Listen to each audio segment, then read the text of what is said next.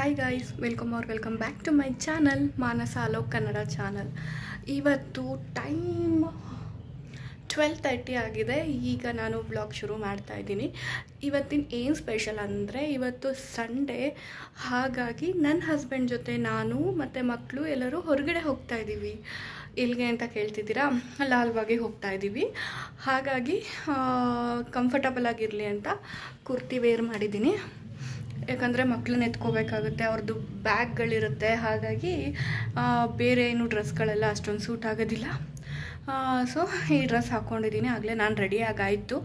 ಇನ್ನು ಮಕ್ಕಳನ್ನ ರೆಡಿ ಮಾಡಬೇಕು. ಮಕ್ಕಳನ್ನ ರೆಡಿ ಮಾಡಿಕೊಂಡು ಹೊರಡ್ಕೊಂಡು ಕರ್ಕೊಂಡು ಹೋಗೋದು. ಬ್ಯಾಗ್ಗಳು ಕೂಡ ರೆಡಿಯಾಗಿದೆ.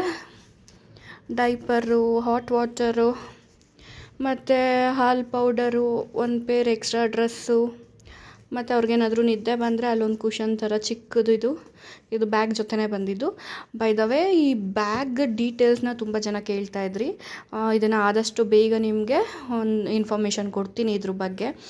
ತುಂಬಾ ಕಂಫರ್ಟಬಲ್ ಆಗಿದೆ ಈ ಬ್ಯಾಗ್ ಅಂತೂ, ಆಚೆ ತೊಗೊಂಡು ಹೋಗೋದಕ್ಕೆ. ಎಲ್ಲ ಕಳೆದ ವ್ಲಾಗ್ಗಳಲ್ಲಿ ನೋಡಿಬಿಟ್ಟು ಕೇಳ್ತಾ ಇದ್ರಿ, ಎಲ್ಲಿ ತೊಗೊಂಡ್ರಿ, ಇದು ತುಂಬಾ ಚೆನ್ನಾಗಿದೆ, ಕಲರ್ ಕೂಡ ಚೆನ್ನಾಗಿದೆ ಅಂತ. ಇದ್ರ ಬಗ್ಗೆ ಡೀಟೇಲ್ಸ್ನ ನಾನು ನೆಕ್ಸ್ಟ್ ವಿಡಿಯೋಗಳಲ್ಲಿ ಕೊಡ್ತೀನಿ. ಹಾಗೆ ಇನ್ನು ಈ ಕಡೆ ಬಂದರೆ ಮಕ್ಕಳದು ಬಟ್ಟೆ ಕೂಡ ರೆಡಿ ಮಾಡಿಟ್ಟಿದ್ದೀನಿ. ಯಾವುದು ಯಾರಿಗೆ ಹಾಕ್ತೀನಿ ಗೊತ್ತಿಲ್ಲ. ಸ್ವಲ್ಪ ದೊಡ್ಡದು ಯಾವುದು ಅನಿಸುತ್ತೋ ಅದನ್ನು ದೊಡ್ಡೊಳಗೆ ಹಾಕ್ತೀನಿ, ಇನ್ನೊಂದು ಚಿಕ್ಕೊಳಗೆ ಹಾಕ್ತೀನಿ. ನೋಡೋಣ, ಇಷ್ಟೆಲ್ಲ ಹಾಕಿಬಿಟ್ಟು ರೆಡಿ ಆಗಬೇಕು. ಇನ್ನೊಂದು 15 ಮಿನಿಟ್ಸಲ್ಲಿ ಹಸ್ಬೆಂಡ್ ಬರ್ತೀನಿ ಅಂತ ಹೇಳಿದ್ದಾರೆ. ಅವ್ರು ಬರೋ ಅಷ್ಟೊತ್ತಿಗೆ ನಾವೆಲ್ಲ ರೆಡಿ ಆಗಿಬಿಟ್ಟಿದ್ರೆ ಆರಾಮಾಗಿ ಹೊರಟ್ಬಿಟ್ಟು ಹೋಗ್ಬೋದು. ಮತ್ತು ಡೈಪರ್ ಕೂಡ ಈಗ ಓಪನ್ ಮಾಡಿದೆ ಪ್ಯಾಕ್ನ. ಇಷ್ಟು ಪ್ಯಾಕು ಎಷ್ಟು ಬೇಗ ಖಾಲಿ ಆಗುತ್ತೆ ಗೊತ್ತೇ ಆಗೋಲ್ಲ. 2 ದಿನದಲ್ಲಿ ಇದೊಂದು ಪ್ಯಾಕ್ ಖಾಲಿ ಆಗಿಬಿಡುತ್ತೆ. 24 ಇದೆ. ಏನಂದರೆ ದುಡಿತಿರೋದೆಲ್ಲ ಡೈಪರ್ಗೆ ಹೋಗ್ತಾ ಇದೆ ಅನ್ನೋ ಥರ ಆಗಿದೆ. ಅದು ರೀಲ್ಸ್ ಬರುತ್ತಲ್ಲ, ಒಂದು ಕಾಮಿಡಿ ರೀಲ್ಸು, ಮಕ್ಕಳಾದ್ಮೇಲೆ ಏನು ಬೆನಿಫಿಟ್ಸು, ಏನು ಡಿಸಡ್ವಾಂಟೇಜು, ಹಾಗೆ ಆ ಥರದೊಂದು ರೀಲ್ಸ್ ನೋಡಿ ಚೆನ್ನಾಗಿದೆ ಅದು. ಹಾಗೆ ನಾವು ದುಡಿತಿರೋದೆಲ್ಲ ನಮ್ಮ ಡೈಪರ್ಗೆ ಮತ್ತು ಹಾಲು ಪೌಡ್ರಿಗೆ ಖರ್ಚಾಗ್ತಾಯಿದೆ. ಈ ಡ್ರೆಸ್ನ ಕೆಳಗಡೆ ಮಕ್ಕಳು ಮಲಗಿದ್ದಾರೆ, ಹೋಗಿ ಹಾಕೋಣ.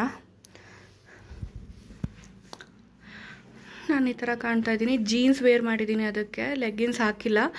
ಯಾಕಂದರೆ ಮತ್ತೇನಾದರೂ ಮಕ್ಕಳದು ಕರ್ಚಿಪ್ಪು ಅಥವಾ ಬಾಟಲ್, ಫೀಡಿಂಗ್ ಬಾಟಲ್ಸು ಅದೆಲ್ಲ ಇಟ್ಕೋಬೇಕಾಗುತ್ತೆ. ಪಾಕೆಟ್ ಇದ್ದರೆ ಸರಿ. ಇದಕ್ಕೂ ಆ್ಯಕ್ಚುಲಿ ಒಂದು ಪಾಕೆಟ್ ಇದೆ, ಬಟ್ ಇದು ಚಿಕ್ಕದು, ಅಷ್ಟೊಂದೇನೂ ಇಡ್ಸೋದಿಲ್ಲ.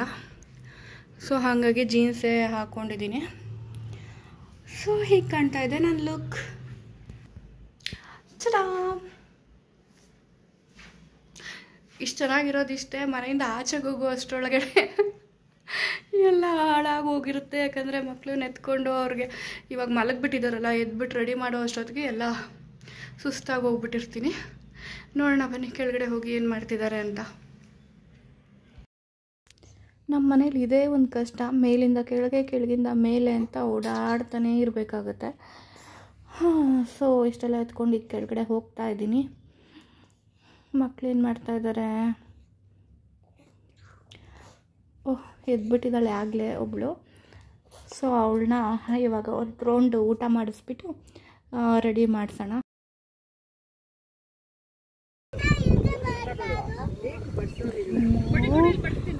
ಎಷ್ಟು ಜನ ಇದ್ದಾರೆ!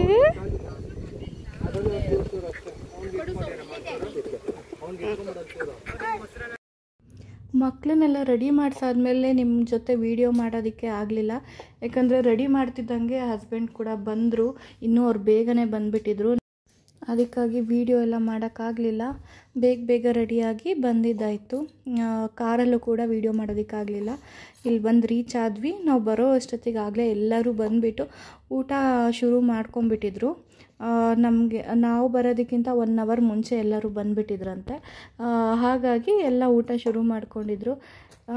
ಸೊ ನಾವು ಬಂದು ಎಲ್ಲರನ್ನೂ ಒಂದು ರೌಂಡ್ ಮಾತಾಡಿಸಿ ಎಲ್ಲರಿಗೂ ಹಾಯ್ ಮಾಡಿ, ಮಕ್ಕಳನ್ನೆಲ್ಲ ಫಸ್ಟ್ ಟೈಮ್ ನೋಡ್ತಾ ಇರೋದು. ಎಲ್ಲರಿಗೂ ಮಕ್ಕಳನ್ನ ಎತ್ಕೋಬೇಕು ಅಂತ ಸಖತ್ ಆಸೆ ಆಗಿಬಿಟ್ಟಿತ್ತು. ಆದರೆ ಮಕ್ಕಳು ಆಗಿನ್ನೂ ಕಾರಿಂದ ನಿದ್ದೆ ಮಾಡ್ಕೊಂಡು ಬಂದಿದ್ದರಿಂದ ಸ್ವಲ್ಪ ಇನ್ನೂ ನಿದ್ದೆ ಮೂಡಲ್ಲೇ ಇದ್ದರು. ಅದಕ್ಕೆ ಫಸ್ಟ್ ಅವ್ರಿಗೆ ಹಾಲು ಕೊಟ್ಬಿಟ್ಟು ಸ್ವಲ್ಪ ಸಮಾಧಾನ ಮಾಡಿ ಆಮೇಲೆ ನೆಕ್ಸ್ಟು ಎಲ್ಲರಿಗೂ ಎತ್ಕೊಳಕ್ಕೆ ಕೊಡೋಣ ಅಂದ್ಬಿಟ್ಟು ಫಸ್ಟ್ ಹಾಲು ಕುಡಿಸ್ತಾ ಇದ್ದೀನಿ. ಫ್ಯಾಮಿಲಿ ಜೊತೆ ಬಂದ್ರಂತೂ ಮಕ್ಕಳನ್ನ ನೋಡ್ಕೊಳ್ಳೋದಕ್ಕೆ ಏನೂ ತೊಂದರೆ ಆಗೋದಿಲ್ಲ. ನಾನೊಬ್ಳನ್ನ ನೋಡಿಕೊಂಡ್ರೆ ಇನ್ನೊಬ್ಬರು ನೋಡ್ಕೊಳ್ತಾರೆ. ಹಾಗಾಗಿ ಅವರೇ ಎಲ್ಲ ಮ್ಯಾನೇಜ್ ಮಾಡ್ತಾಯಿದ್ರು. ಅದ್ರ ಜೊತೆ ಅಪ್ಪನೂ ಕೂಡ ಬಂದಿದ್ದರಿಂದ ಅವರೆಲ್ಲ ಮೇಂಟೈನ್ ಮಾಡ್ತಾಯಿದ್ರು. ನಾನೆಲ್ಲ ಅವ್ರಿಗೆ ಕೊಟ್ಬಿಟ್ಟು ನಾನು ಊಟ ಮುಗಿಸ್ಕೊಂಡೆ. ಆಮೇಲೆ ಹಾಗೆ ಸ್ವಲ್ಪ ಹೊತ್ತಿಲ್ಲೇ ಚಿಲ್ ಮಾಡಿ ಕೆಲವೊಂದಷ್ಟು ಫೋಟೋಸ್ ಎಲ್ಲ ತೊಗೊಂಡು ಮಾತಾಡಿಕೊಂಡು ನೆಕ್ಸ್ಟು ಓಡಾಡೋದಕ್ಕೆ ಅಂತ ಹೊರಟ್ವಿ. ಎಲ್ಲ ಪ್ಯಾಕ್ ಮಾಡಿಕೊಂಡು ನೋಡಿ, ಊಟ ಎಲ್ಲ ತಂದಿದ್ರು, ಎಲ್ಲ ಖಾಲಿ ಆಯಿತು ಬ್ಯಾಗ್ಗಳೆಲ್ಲ. ಇವಾಗ ಅದೆಲ್ಲ ಕಾರ್ ಒಳಗಡೆ ಹಾಕಿಬಿಟ್ಟು ನಾವು ಸ್ವಲ್ಪ ಓಡಾಡ್ಕೊಂಬರೋಣ ಅಂತ ಹೊರಟಿದ್ದೀವಿ. ವೆದರ್ ಮಾತ್ರ ಸಖತ್ತಾಗಿತ್ತು. ಈ ಕಡೆ ಬಿಸಿಲು ಅಲ್ಲ, ಈ ಕಡೆ ಮಳೆನೂ ಬರಲಿಲ್ಲ. ಸೂಪರಾಗಿತ್ತು ವೆದರ್ ಅಂತೂ. ನನಗಂತೂ ಬಹಳ ಇಷ್ಟ ಆಯಿತು. ಅಷ್ಟು ಓಡಾಡಿದ್ದು ಒಂಚೂರು ಸುಸ್ತಂತ ಅನ್ನಿಸ್ಲಿಲ್ಲ.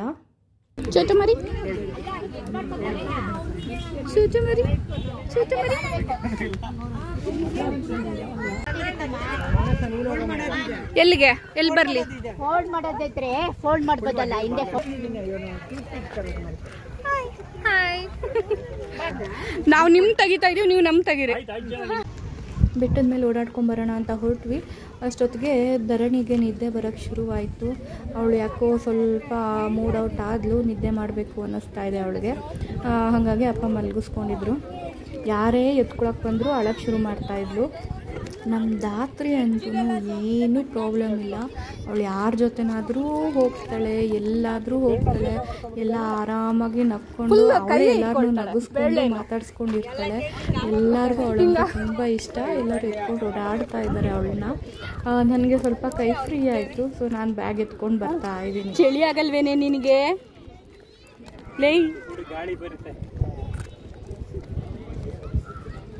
ಟೈಮ್ ಆಗ್ತಾ ಚಳಿಗಾಳಿ ಶುರುವಾಯಿತು. ಆದರೂ ಒಂಚೂರು ಬೆಡ್ಶೀಟ್ ಉಗಿಸ್ಕೊಳ್ಳಿಲ್ಲ, ಸ್ವೆಟ್ರ್ ಹಾಕಿಸ್ಕೊಳ್ಳಿಲ್ಲ. ನಾನಂತೂ ಕಷ್ಟಪಟ್ಟು ಸಾಕ್ಸ್ ತಂದಿದ್ದೆ, ಸಾಕ್ಸ್ ಹಾಕಿದೆ ಅವಳು ಬೇಡ ಅಂದ್ರು. ಆಮೇಲೆ ಅದನ್ನ ಮರ್ತ್ಬಿಟ್ಲು ಹಾಕಿರೋದು. ಹಾಗಾಗಿ ಆರಾಮಾಗಿದ್ದಾಳೆ. ಹೌದು.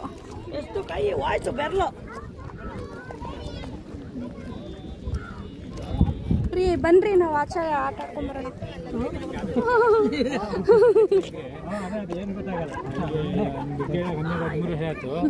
ದಿನ ಡೇಟ್ ಏನು ಗೊತ್ತಾಗುತ್ತೆ ನೋಡಿ, ಅಷ್ಟೇ ಖುಷಿ ಆಗುತ್ತೆ.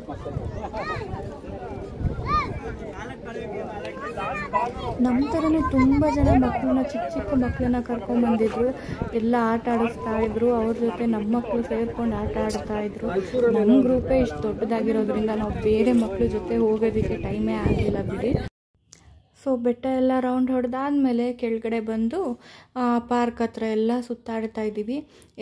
ಇನ್ನೇನು ಇಂಡಿಪೆಂಡೆನ್ಸ್ ಡೇ ಹತ್ರ ಬರ್ತಾ ಇದೆ. ಹಾಗಾಗಿ ಎಲ್ಲ ಫ್ಲವರ್ ಡೆಕೋರೇಷನ್ಸ್ ಎಲ್ಲ ಶುರು ಮಾಡ್ಕೊಳ್ತಾ ಇದ್ದಾರೆ. ಅದರದ್ದು ಪ್ರಿಪ್ರೇಷನ್ಸ್ ಎಲ್ಲ ನಡೀತಾ ಇದೆ ಇಲ್ಲಿ. ಇನ್ನೂ ಏನೂ ಸ್ಟಾರ್ಟ್ ಆಗಿಲ್ಲ, ಇನ್ನೂ 2 months ಇದೆಯಲ್ಲ. ಆ ಟೈಮಲ್ಲಂತೂ ಬರೋಕ್ಕಾಗಲ್ಲ. ಈ ಟೈಮೇ ನೋಡ್ಕೊಂಡು ಹೋಗ್ಬಿಡ್ಬೇಕಷ್ಟೇ ಎಲ್ಲನೂ. ಇನ್ನು ಪಾಪುಗಳು ಎದ್ದಿದ್ರೆ ಇದನ್ನೆಲ್ಲ ತೋರಿಸ್ಬೋದಾಗಿತ್ತು. ಅವ್ರಿಗೂ ಒಂದು ಎಕ್ಸ್ಪೀರಿಯೆನ್ಸ್ ಚೆನ್ನಾಗಿರೋದು. ಮಲ್ಕೊಂಬಿಟ್ಟಿದ್ದಾರೆ ಇಬ್ಬರೂ, ಸುಸ್ತಾಗ್ಬಿಟ್ಟಿದೆ ಅನಿಸುತ್ತೆ. ಮನೇಲಿ ಮಲಗಿದ್ದಿದ್ದು ಬೆಳಗ್ಗೆ ಒಂದು 11 ಗಂಟೆಲಿ, ಈಗಾಗಲೇ 3-3:30 ಆಗ್ತಾ ಬಂತು. ಹಾಗಾಗಿ ಮಲ್ಕೊಂಬಿಟ್ರು. ಅಲ್ಲಿ ತನಕ ಎದ್ದಿದ್ರಲ್ಲ. ಸೊ ಅವ್ರು ಮಲ್ಕೊಂಡು ಎದ್ರೂ ನಮಗೂ ಸ್ವಲ್ಪ ಸಮಾಧಾನ. ಇಲ್ಲ ಅಂದರೆ ಕಿರಿಕಿರಿ ಮಾಡ್ತಾ ಇರ್ತಾರೆ, ಯಾರು ಎತ್ಕೊಳ್ಳೋದಕ್ಕೆ ಬಂದರೂ ಹೋಗೋದಿಲ್ಲ. ಹಾಗಾಗಿ ಮಲಗಿಸ್ಕೊಂಬಿಟ್ಟಿದ್ವಿ. ಸೊ ಈ ಥರ ಇದೆ ಎಲ್ಲ. ಅವ್ರ ಪಾಡಿಗೆ ಅವರು ಆರಾಮಾಗಿ ಓಡಾಡ್ತಾ ಇದ್ದಾರೆ. ನಾವು ನಮ್ಮ ಪಾಡಿಗೆ ನಾವು ಓಡಾಡ್ತಾ ಇದ್ದೀವಿ. ನಮ್ಮ ಮಕ್ಕಳು ಔಟಿಂಗ್ ಅಂತ ಬಂದಿರೋದು ಇದೇ ಫಸ್ಟು. ಇಷ್ಟು ದಿನ ಎಲ್ಲೂ ಆಚೆ ಈ ಥರ ಓಡಾಡಿರಲಿಲ್ಲ. ನಮಗೂ ಇದು ಫಸ್ಟ್ ಎಕ್ಸ್ಪೀರಿಯನ್ಸು. ಮಕ್ಕಳನ್ನ ಇಟ್ಕೊಂಡು ಈ ಥರ ಲೈಫ್ ನಮಗೆ ಫಸ್ಟ್ ಎಕ್ಸ್ಪೀರಿಯನ್ಸ್. ನನಗಂತೂ ಸಖತ್ ಖುಷಿ ಆಗ್ತಾಯಿದೆ. ಮತ್ತು ಎಲ್ಲ ಹೊಸ ಥರ ಅನುಭವಗಳು ಆಗ್ತಾ ಇರೋದು. ಎಲ್ಲ ಒಂದೊಂದು ಎಕ್ಸ್ಪೀರಿಯನ್ಸಿಂದನೂ ಒಂದೊಂದು ಕಲಿತಾ ಇದ್ದೀನಿ. ಈ ಥರ ಆ ಥರ ಅಂತ. ಒಟ್ಟಿನಲ್ಲಿ ಚೆನ್ನಾಗಿದೆ ಲೈಫ್. ಮಕ್ಕಳ ಜೊತೆ ಅಂತೂ ಇದು ಫಸ್ಟ್ ಟೈಮ್ ಈ ಥರ ಔಟಿಂಗು. ಓಡಾಡ್ತಾ ಇದ್ದೀವಿ. ಇನ್ನು ಮನೆಗೆ ಹೋದ್ಮೇಲೆ ಏನು ಕಾಲು ನೋವು ಶುರುವಾಗುತ್ತೋ ಗೊತ್ತಿಲ್ಲ, ನೋಡಬೇಕು. ಈಗಂತೂ ಸಖತ್ತಾಗಿದೆ. ಆಮೇಲೆ ಇದೊಂದು ಮಗುನ ಎತ್ಕೊಳ್ಳೋದಕ್ಕೆ ಅಂದ್ಬಿಟ್ಟು ಈ ಥರ ಕ್ಯಾರಿ ಬ್ಯಾಗ್ ತೊಗೊಂಡಿದ್ದೀವಿ. ಇದಂತೂ ತುಂಬ ಕಂಫರ್ಟಬಲ್ ಆಗಿದೆ. ಮತ್ತು ವೆಯ್ಟ್ ಎತ್ಕೊಳ್ಳೋದು ಗೊತ್ತಾಗೋದಿಲ್ಲ, ಆರಾಮಾಗಿ ಅನಿಸುತ್ತೆ. ಅದಕ್ಕೆ ಒಂದೇ ತೊಗೊಂಡಿರೋದು. ಹಾಗಾಗಿ ಒಬ್ಳನ್ನ ಮಾತ್ರ ಮಲಗಿಸಿದ್ದೀವಿ, ಇನ್ನೊಬ್ಳನ್ನ ಎತ್ಕೊಂಡೇ ಓಡಾಡ್ತಿದ್ವಿ. ಯಾಕಂದರೆ ಅದ್ರಲ್ಲಿ ಕೂತ್ಕೊಳ್ತಾಳೋ ಇಲ್ವೋ ಅಂತ ಗೊತ್ತಿಲ್ವಲ್ಲ, ಸುಮ್ಮನೆ ಎರಡೆರಡು ಆರ್ಡ್ರ್ ಮಾಡಿಬಿಟ್ಟು ವೇಸ್ಟ್ ಆಗೋದು ಬೇಡ ಅಂದ್ಬಿಟ್ಟು ಒಂದು ಮಾತ್ರ ತೊಗೊಂಡಿದ್ವಿ. ಅದು ತುಂಬ ಚೆನ್ನಾಗಿ ಯೂಸ್ ಆಯಿತು ಇವತ್ತು. ಅದರಲ್ಲೇ ಮಲಗಿರೋದವಳು. ಇನ್ನು ಈ ಲಾಲ್ಬಾಗಿಗೆ ಹೇಳಬೇಕು ಅಂದರೆ, ನಾವು ಮದುವೆ ಆದ ಸ್ಟಾರ್ಟಿಂಗಲ್ಲಿ ಪ್ರತಿ ವೀಕೆಂಡ್ ಬರ್ತಾಯಿದ್ವಿ. ಬೆಳಗ್ಗೆ ಬಂದು ವಾಕ್ ಮುಗಿಸಿ ಒಂದೆರಡು ರೌಂಡು ವಾಕ್ ಮಾಡ್ತೀವೋ ಬಿಡ್ತೀವೋ, ಹೋಗಿ ಹೋಟ್ಲಲ್ಲಿ ಚೆನ್ನಾಗಿ ತಿಂಡಿ ತಿನ್ಕೊಂಡು ಮನೆಗೆ ಹೋಗ್ತಾಯಿದ್ವಿ. ಅದೊಂದು ಮೆಮೊರೀಸ್ ಅಂತೂ ಚೆನ್ನಾಗಿತ್ತು. ಇದೆಲ್ಲ ನೆನಪಾಗ್ತಾ ಇತ್ತು ಇಲ್ಲಿ ಬಂದಾಗ. ಬಟ್ ಈ ಸತಿ 4 ಜನ ಬಂದಿದ್ದೀವಿ, ಇಬ್ಬರೇ ಅಲ್ಲ. ಅದಂತೂ ಇನ್ನೂ ಖುಷಿ ಕೊಡೋವಂಥ ವಿಷಯ. ಧರಣಿ ಇಲ್ಲಿ ಅಪ್ಪನ ಜೊತೆ ಮಲ್ಕೊಂಡಿದ್ಲು. ಅದಕ್ಕೆ ಅವಳನ್ನು ಕರ್ಕೊಂಡು ಹೋಗೋಣ ಆಟಾಡೋದಕ್ಕೆ ಅಂತ ಬಂದೆ. ಎದ್ದಿದ್ಲು. ಸೊ ಅವಳಿಗೆ ಒಂದು ಸ್ವಲ್ಪ ಹಾಲು ಕುಡಿಸ್ಬಿಟ್ಟು ಆಮೇಲೆ ಇಲ್ಲಿ ಮಕ್ಕಳ ಜೊತೆ ಕರ್ಕೊಂಬಂದಿದ್ದೀನಿ. ಎಲ್ಲ ಹುಲ್ ಮೇಲೆ ಮಲ್ಕೊಂಡು ಆರಾಮಾಗಿ ಆಟ ಆಡ್ತಾ ಇದ್ದಾರೆ ನೋಡಿ. ವಾಕ್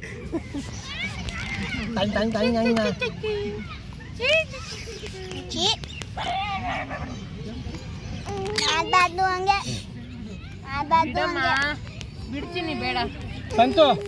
ಸ್ವಾಮಿ ಹೇಳ್ತಾರೆ ನಾವು ಇನ್ನೊಂದು ಸರಿ ಮಾಡಿಕೊಂಡ್ರೆ 2 ಟ್ವಿನ್ಸ್ ಆಗಿಬಿಡುತ್ತೆ ಅಂತ. ನಿಮಗೆ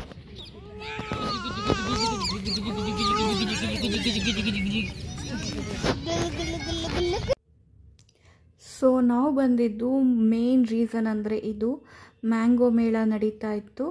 ಅದಕ್ಕೆ ಒಂದು ರೌಂಡ್ ವಿಸಿಟ್ ಮಾಡ್ಕೊಂಬರೋಣ ಅಂತ ಬಂದಿದ್ದು. ಬಹಳಷ್ಟು ವೆರೈಟಿಯ ಮ್ಯಾಂಗೋ ಹಣ್ಣುಗಳು ಬಂದಿದ್ವು.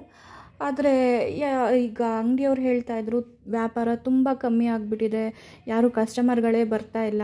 ಮುಂಚೆ ಎಲ್ಲ ಇಲ್ಲೆಲ್ಲ ಓಡಾಡೋಕ್ಕೆ ಜಾಗ ಇರ್ತಿರ್ಲಿಲ್ಲ. ಈ ಸತಿ ಯಾರು ಜನಗಳೇ ಬರ್ತಾ ಇಲ್ಲ, ಬಂದರೂ ಕೂಡ ತಗೊಳ್ತಾ ಇಲ್ಲ. ನಮಗೆ ತುಂಬ ಲಾಸ್ ಆಗ್ತಾಯಿದೆ, ಹಣ್ಣುಗಳೆಲ್ಲ ಪೂರ್ತಿ ಹಣ್ಣಾಗಿ ಕೊಳ್ತೋಗ್ತಾ ಇದೆ ಅಂತ ತುಂಬ ಜನ ಅಂಗಡಿಯವ್ರು ಹೇಳಿದ್ರು. ಯಾಕೋ ಗೊತ್ತಿಲ್ಲ, ಯಾಕೆ ಜನಗಳು ಬರ್ತಿಲ್ಲ ಅನ್ನೋದು ಗೊತ್ತಾಗ್ತಾ ಇಲ್ಲ. ಬಟ್ ನಾವಂತೂ ಪ್ರತಿ ವರ್ಷ ವಿಸಿಟ್ ಮಾಡ್ತೀವಿ, ಒಂದಷ್ಟು ಹಣ್ಣುಗಳನ್ನ ಮನೆಗೆ ತೊಗೊಂಡು ಹೋಗ್ತೀವಿ. ನೀವು ಯಾರು ವಿಸಿಟ್ ಮಾಡಿಲ್ಲ ಅಂದರೆ ಪ್ಲೀಸ್ ಹೋಗಿ ವಿಸಿಟ್ ಮಾಡಿ. ಅಲ್ಲಿ ಅಂಗಡಿ ಹಾಕ್ಕೊಂಡಿರ್ತಾರೆ ತುಂಬ ಜನ, ಅವ್ರಿಗೂ ಹೊಟ್ಟೆಪಾಡು ನಡಿಬೇಕಲ್ವ. ಇಲ್ಲಿ ಬಂದು ತಗೊಳ್ಳೋದ್ರಿಂದ ಮಾವು ಬೆಳೆಗಾರರಿಗೆ ಒಂದು ಪ್ರೋತ್ಸಾಹ ಕೊಟ್ಟಂಗೂ ಆಗುತ್ತೆ. ಹಾಗೆ ನಮಗೂ ವೀಕೆಂಡ್ಸಲ್ಲಿ ಏನಾದರೂ ಒಂದು ರಿಫ್ರೆಶ್ ಆಗಿ ಮಾಡಿದ ಥರ ಫೀಲ್ ಕೂಡ ಬರುತ್ತೆ. ಯಾಕಂದರೆ ಇಷ್ಟು ಚೆನ್ನಾಗಿರೋ ವೆದರಲ್ಲಿ ದಿನ ಹೇಗೆ ಕಳೆಯುತ್ತೆ ಅನ್ನೋದೇ ಗೊತ್ತಾಗೋದಿಲ್ಲ. ಅದಕ್ಕೋಸ್ಕರ ಬಂದು ಒಂದಿನ ವಿಸಿಟ್ ಮಾಡಿಕೊಂಡು ಇಲ್ಲೆಲ್ಲ ನೋಡ್ಕೊಂಡು ಹೋಗಿ. ತುಂಬಾ ಚೆನ್ನಾಗಿರುತ್ತೆ, ಯಾರು ಮಿಸ್ ಮಾಡ್ಕೋಬೇಡಿ. ವಿಡಿಯೋ ಇಷ್ಟ ಆಗಿದ್ದರೆ ಲೈಕ್ ಮಾಡಿ, ಶೇರ್ ಮಾಡಿ, ಮತ್ತು ನನ್ನ ಚಾನಲ್ನ ಸಬ್ಸ್ಕ್ರೈಬ್ ಮಾಡ್ಕೊಳ್ಳೋದು ಮರಿಬೇಡಿ. Thank you.